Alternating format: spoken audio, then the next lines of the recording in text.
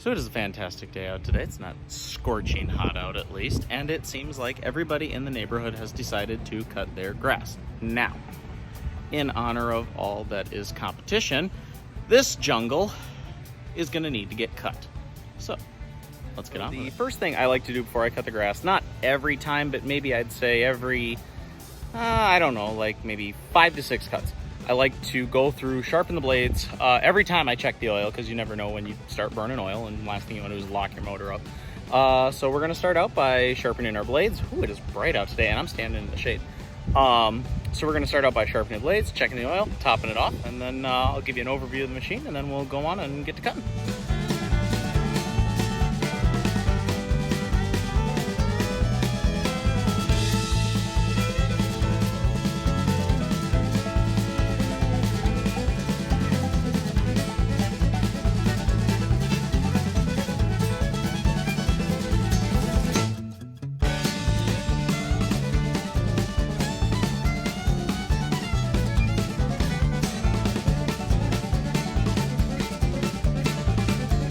On a side note too, you probably noticed when I did that you couldn't see it from the angle I was at, but whenever I take the blades off before I start, reefing on it and going, because I don't have the blade lock on this, I always take the spark plug cap off so that that way you can't really, there's no chance of it like starting, you know what I mean? It won't just, and it'll go, because generally speaking when it's cold it won't light under compression. So it's just kind of something I do on there to kind of make sure that it doesn't, go yippee skippy, if ever something were to happen. But this is my Honda. It's a self-propelled, it's 2-wheel drive. It's not the 4-wheel drive model, but it does have the 3-in-1 system on it, so you can do bag mulch or rear discharge. It's got the twin blade system, so instead of slinging one blade under there, it's got 2 blades, so supposedly it helps cut the grass a little bit smaller. The one thing I like on this, unlike some mowers, this one actually does have a dipstick in it, so you can actually check your oil pretty easily. It's been darn good for me. They generally run about like $450, $500 for these. I know once you get up into the commercial models, they have a new composite deck material. They go into a little bit more, like they give you the deck wash. You probably saw I don't really wash my deck out. I mean, it's a lawnmower, it cuts the grass. It ain't supposed to be clean all the time, so. This one's got about 2 seasons on it so far. One of the things that I really like about it is that it's got their drive system. So it's got like a little slipper clutch in it. And so as you push down on this, it kind of walks with you. So depending on how far down you push is how fast it goes. The other cool thing is depending on how tall you are or what angle you like your hands at, you can adjust the position and it'll work no matter what you're, whether you're short, tall, what your wrist preference is. I usually keep it about here. And then your blade control, so that way when it's down, you can do it and you use both hands, one hand, one or the other. Another cool thing is that it's got the bag thing, so you can choose mulch. Now, when you do mulch, it flips a little door shut in there, so that way everything just stays underneath. But when you go to bag, it blows it through here. Now, I don't have the bag around because I'm not bagging, but it usually just blows it out. But this is like a deflector, so it just goes straight down onto the ground. And I usually do about an oil change on it, probably a little more than I should. I generally do it where I do a dump and fill maybe every, we cut here probably about 6-7 months out of the year. So probably about every 3 months I do a dump and fill just to keep everything up on it. But yeah, just give you an idea, how well you take care of something. It's been 2 years and first pull.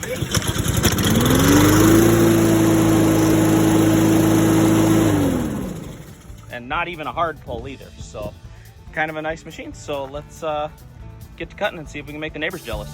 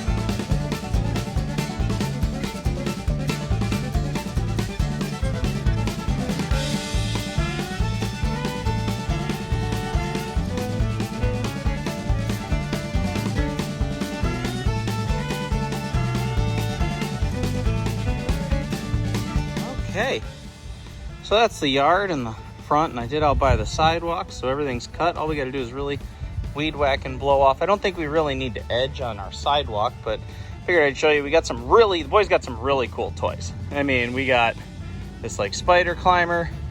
We got this really cool climber that I picked up, and I mean, it's like a commercial grade. It's something you'd find at like a city playground or like a YMCA or something. Normally it kind of caught me off guard a little bit, because when I first started looking for playground equipment, I was looking for this, I was like, I found this company that had these, and I got a little bit of sticker shock because I found out that they're like $4,000. But I was actually able to find a place that was selling one of these, and it's used.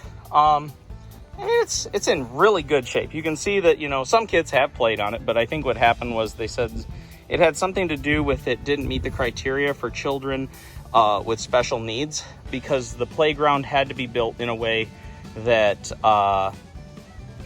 they could not be out of sight. And so this, which is really cool, is like it's like a moonscape underneath here. Really, really cool. Got some spider webs on it. I gotta dust that off. It blows my mind that spiders can build webs so fast. But anyway, I ended up picking this up for way less than what I normally would have spent had I bought it from the company themselves. But yeah, they got some really cool stuff. Slides. Riker plays soccer, so he's got a soccer net.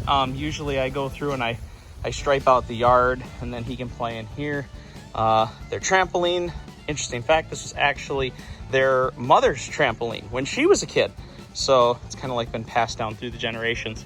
But hopefully what I'd like to get into is to a point where all of this gets leveled off. So like with the fence line right there, kind of level it all off and do like the playground chips. So that way I don't have to move everything in order to cut the grass. I can just have a nice little like maybe edger that comes around here, and all their stuff kind of ends up in there and looks pretty nice. But yeah, let's get back to work. We're gonna finish up weed whacking, blow everything off, and then we're good to go. Get something nice and cold to drink. Okay, so next up on our list of cool lawn equipment is our finishers. These are gonna include the loud motorcycle in the background. These are going to include our Echo Power Head that I have. It's one of my favorites because it's as many tools as you want in one, or as many tools as you're willing to buy.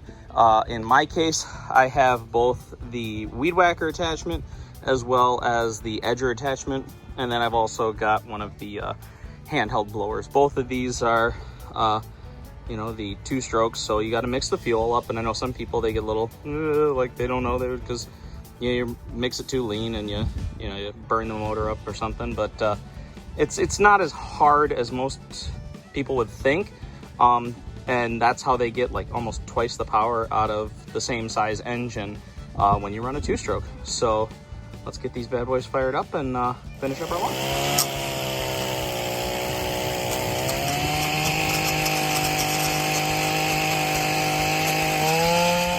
Okay, so that's our edging done, and as you can hear, one of the other neighbors decided to fire up their mower. You can see just how clean of an edge that puts on there, and we haven't even blown it off yet. Now another really cool thing I'm going to show you is just how easy it is to swap out these heads. Because everybody thinks, oh, you got to buy 2 heads, swap them out. Really, all you do, back that off, pull the little nut out. It's got a spring. Put your dust cap back on, so you just switch it between the heads. So now this has to have the dust cap on it. You just plug this in, line your arrows up, it clicks into place, tighten it up, you're ready to weed whack.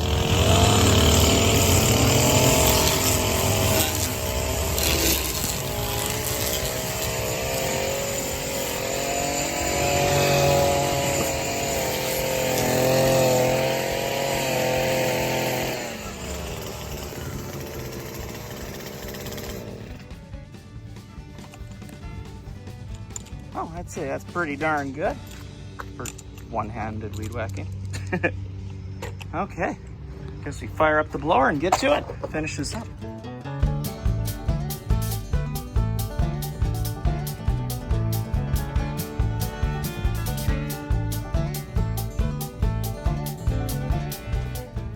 There we go.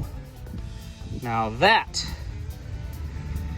looks much better.